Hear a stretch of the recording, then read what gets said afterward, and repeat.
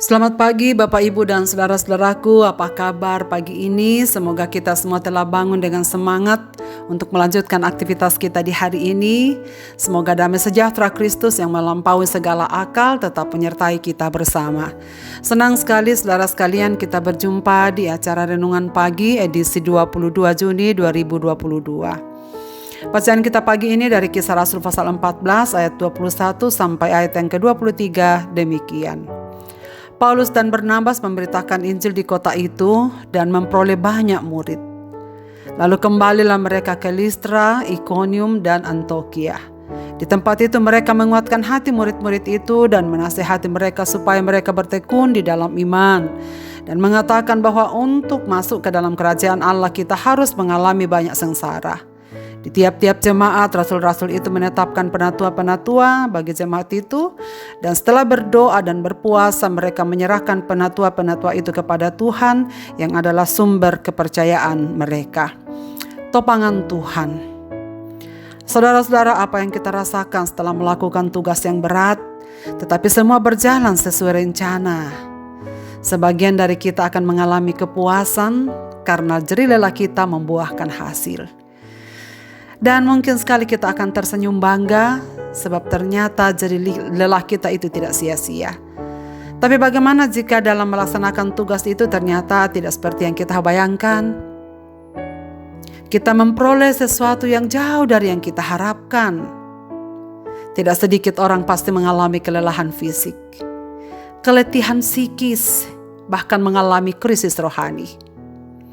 Dalam kitab 1 Raja-Raja pasal 19, kita melihat bahwa Nabi Elia pun pernah mengalami hal yang sama. Setelah berjuang dengan sekuat tenaga memulihkan keadaan umat Israel yang pada waktu itu sedang dibawa pengaruh penyembahan berhala di masa kepemimpinan Raja Ahab yang sangat disetir istrinya Isabel yang menyembah berhala Baal. Baru saja ia berpegang dan berhasil membunuh nabi-nabi palsu sebanyak 450 orang. Namun Elia mengalami ancaman Isabel yang akan membunuhnya. Elia kehilangan akal sehatnya. Ia lelah dan ia sangat ketakutan. Ia kecewa dan mengalami keletihan setelah berjalan melarikan diri ke padang gurun. Namun pelariannya tidak meringankan bebannya, namun ia malah semakin mengalami keletihan. Lalu ia berkata, "Cukuplah itu Tuhan, ambillah nyawaku."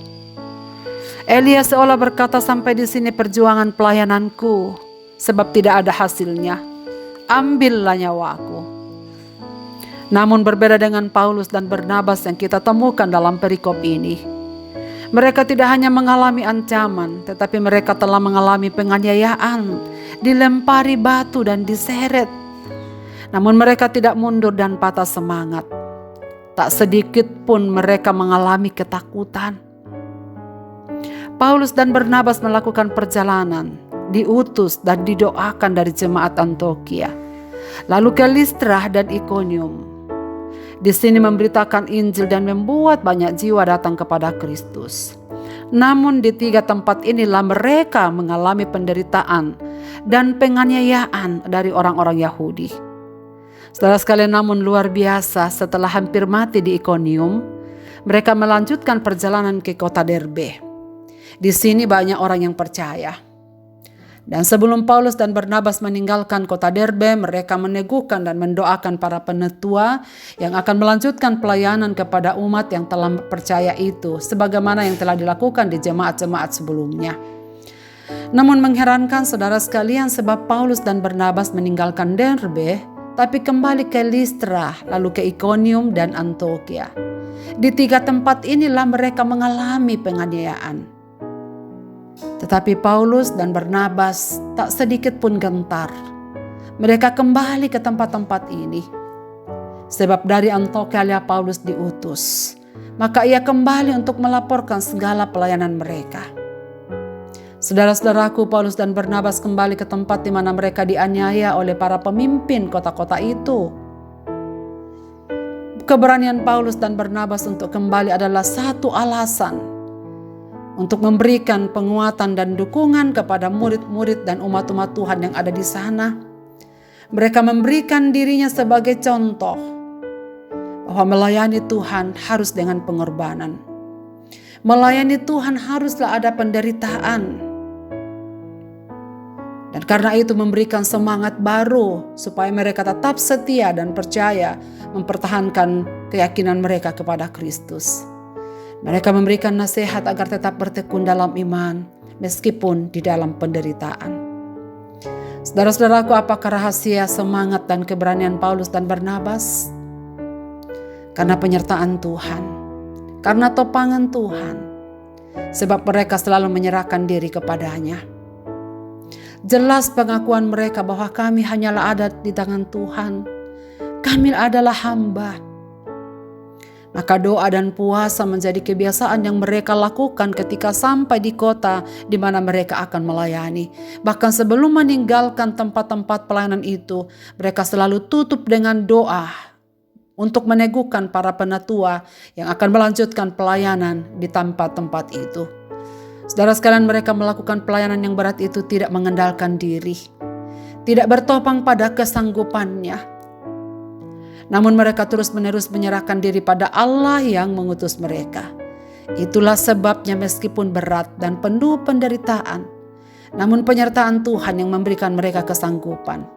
Mereka selalu mendapatkan semangat, kekuatan, dan topangan dari Tuhan. Saudara sekalian, padang gurun sekalipun bisa menjadi tempat yang nyaman untuk kita tidur, tempat untuk beristirahat jika Tuhan menyertai kita. Saudaraku, tanpa penyertaan dan penopangan Tuhan, kita tidak akan mungkin melakukan apapun yang baik. Kita tak akan mampu memikul tanggung jawab kita yang besar dan berat. Karena itu, saudara sekalian, maukah kita senantiasa bersandar pada Tuhan dalam melakukan setiap pelayanan-pelayanan kita? Jangan lupakan kehadirannya, karena tanpa Dia kita tak akan mampu berjuang sendiri. Marilah kita berdoa. Bapa di surga, terima kasih banyak untuk firman-Mu yang kami sudah renungkan pagi ini sebelum kami melanjutkan aktivitas kami.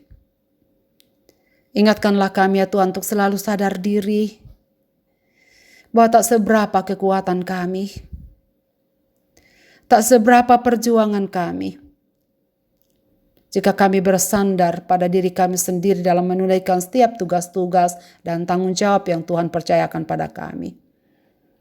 Biarlah Tuhan memberikan kami pelajaran yang penting kepada Nabi Elia, juga kepada Paulus dan Barnabas.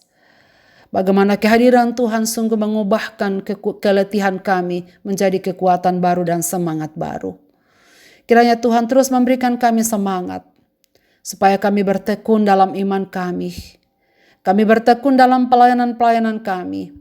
Kami tetap setia menjadi anak-anak-Mu walaupun penuh dengan kesukaran. Hamba-Mu mendoakan segenap pendengar renungan pagi ini dimanapun mereka berada dalam menunaikan tugas tanggung jawab mereka sepanjang hari ini. Sertai dan tuntunlah mereka Bapa, ulurkan tangan-Mu. Kami sungguh menyerahkan diri dalam tangan-Mu, sebab kami tahu tanpa Tuhan tak ada satupun yang dapat kami kerjakan dengan baik. Tuntun kami sepanjang hari ini ya Tuhan. Dan berilah kami kekuatan, berilah kami penghiburan, berilah kami semangat baru. Dan segala hal yang kami mau lakukan sepanjang hari ini kami taruhkan dalam tangan-Mu. Dengarlah doa kami ya Bapa pada pagi ini, kami berseru di dalam dan demi nama Yesus Kristus Tuhan dan Juru Selamat kami. Amin. Selamat beraktivitas Bapak, Ibu, dan saudara-saudaraku. Selamat berjuang, Tuhan memberkati.